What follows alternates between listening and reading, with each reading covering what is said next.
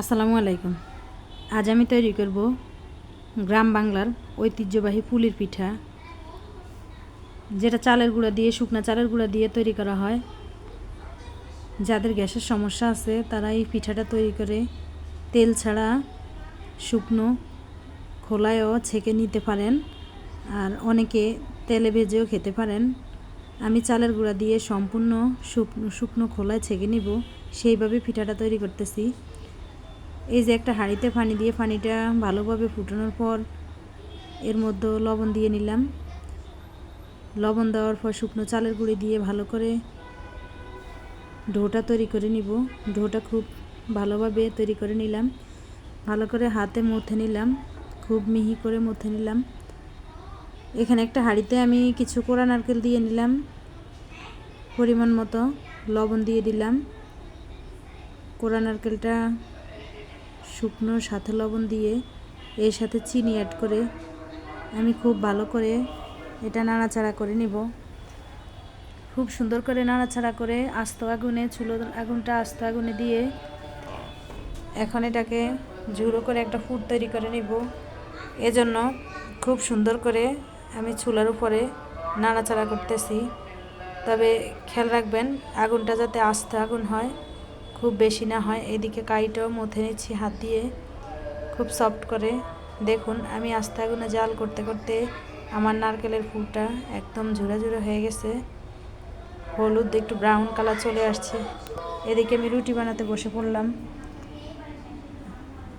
এক একটা করে সবগুলো চালের গুঁড়া রুটি আমি প্রথমে তৈরি করে একটা ডিশে নিয়ে নিলাম। রুটিগুলো সব এক এক করে আগে প্রথমে বানিয়ে নিব। যেহেতু রুটিগুলো সবগুলো বানানো শেষ হওয়ার পর এখন একটা একটা করে দেখেন আমি কতগুলো রুটি তৈরি করলাম। এখানে আমি এক একটা রুটির সাথে এখন মাঝখান দিয়ে কেটে বিভিন্ন ডিজাইন দিয়ে বিভিন্ন রকম করে ভিতরে ফুট দিয়ে পিঠাগুলো বানানো শুরু করলাম। একটা একটা করে এই যে পিঠাগুলো বানাইতেছি আমি আমার পছন্দ মতো শেপ বিভিন্ন ডিজাইন দিয়ে পিঠাগুলো তৈরি করতেছি। আমার একটা একটা করে সবগুলো পিঠা তৈরি করা শেষ করা হলে তারপরে আমি চুলোর আগুনে যাবো এগুলো ছেঁকে নিতে। দেখেন আপনারা বিভিন্ন শেপ দিয়ে বিভিন্ন আকৃতিতে আমি বিভিন্ন ডিজাইনে পিঠাগুলো তৈরি করতেছি। এক একটা পিঠা এক এক রকম করে আপনাদের যার যেমন ভালো লাগে, যে যেমন পছন্দ করেন ওইভাবে শেপ করে নিতে পারবেন। আমার পিঠাগুলি আস্তে আস্তে সবগুলো আমি এক এক করে রুটিগুলো শেষ করে ফেলতেছি। দেখতে দেখতে আমার সবগুলো ফুট দিয়ে পিঠা তৈরি প্রায় শেষ হওয়ার পথে।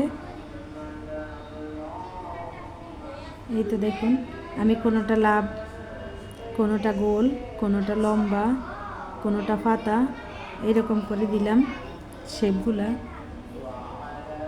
আপনারা চাইলে আপনাদের মতো দিতে পারেন। খুব সুন্দর করে একটা ডিশ পিঠা হয়েছে। আমি এক এক করে সবগুলো পিঠা তৈরি করে ফেলছি।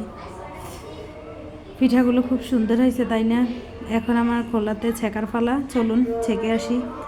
এই যে পাইপেনের তাওয়াতে আমি একটা একটা করে পিঠাগুলো, আমার তাওয়াটা আগেই বসানো ছিল, গরম হয়ে গেছে। সে গরম তাওয়াটার মধ্যে এক একটা করে আমি পিঠা সুন্দরভাবে ছেঁকতেছি।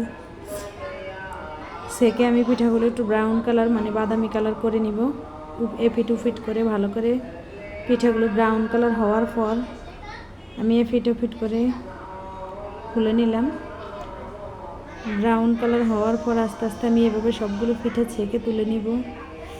আমি আগেই বলছি যারা গ্যাসের সমস্যা হয়, তৈলাক্ত জিনিস অ্যাভয়েড করে যান, তাদের জন্য এই প্রক্রিয়াটা। আর যারা তেল জাতীয় খাবারটা পছন্দ করেন তারা ইচ্ছে করলে তেলের মধ্যেও ছেঁকে নিতে পারেন। আমি তেলটা অ্যাভয়েড করে গেলাম, তাই আমি ছেঁকে নিব পিঠাগুলো। এক একটা করে সবগুলো পিঠা খুব সুন্দর করে